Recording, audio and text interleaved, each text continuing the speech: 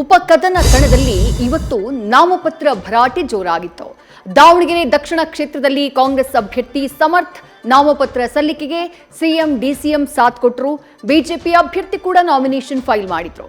ಬಾಗಲಕೋಟೆಯಲ್ಲಿ ಕಾಂಗ್ರೆಸ್ ಬಿಜೆಪಿ ಅಭ್ಯರ್ಥಿಗಳು ಉಮೇದುವಾರಿಕೆಯನ್ನ ಸಲ್ಲಿಕೆ ಮಾಡಿದ್ರು. ರಾಜ್ಯದ ಬಜೆಟ್ ಅಧಿವೇಶನ ಅಂತಿಮ ಘಟ್ಟಕ್ಕೆ ಬಂದು ತಲುಪಿದೆ. ಸಿದ್ದರಾಮಯ್ಯ ಇನ್ನು 2 ಬಜೆಟ್ ಮಂಡನೆ ಮಾಡ್ತಾರೆ ಅಂತ ಹೇಳಿ ಸದನದಲ್ಲಿ ಜಮೀರ್ ಅಹಮದ್ ಘೋಷಣೆ ಮಾಡಿದ್ದಾರೆ. ಕಂದಾಯ ಇಲಾಖೆಯಲ್ಲಿ ಲೂಟಿ ನಡೀತಾ ಇದೆ ಅಂತ ಹೇಳಿ ಎಚ್.ಡಿ. ರೇವಣ್ಣ ಗುಡುಗಿದ್ದಾರೆ. ಎತ್ತಿನಹೊಳೆ ಯೋಜನೆಯ ಕುರಿತು ಜಟಾಪಟಿ ನಡೆದಿದೆ. ಕಮರ್ಷಿಯಲ್ ಗ್ಯಾಸ್ ಬಳಸುವಂತಹ ಹೋಟೆಲ್ ಮಾಲೀಕರಿಗೆ ಹೊಸ ಕಂಡೀಷನ್ ಅಪ್ಲೈ. ಇನ್ಮುಂದೆ ವಾಣಿಜ್ಯ ಸಿಲಿಂಡರ್ ಬಳಕೆ ಮಾಡುವವರು ನೋಂದಣಿ ಕಡ್ಡಾಯವಾಗಿ ಮಾಡಿಕೊಳ್ಬೇಕು. ಸಿಲಿಂಡರ್ ನೋಂದಣಿಗೆ ರಾಜ್ಯ ಆಹಾರ ಇಲಾಖೆ ಡೆಡ್ಲೈನ್ ಅನ್ನು ಕೊಟ್ಟಿದೆ.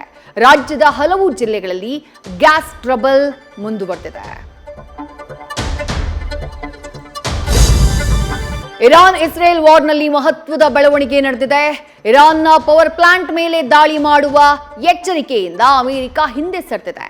5 ದಿನಗಳ ಕಾಲ ಟ್ರಂಪ್ ಕದನ ವಿರಾಮ ಘೋಷಿಸಿ ಅಚ್ಚರಿ ಮೂಡಿಸಿದ್ದಾರೆ.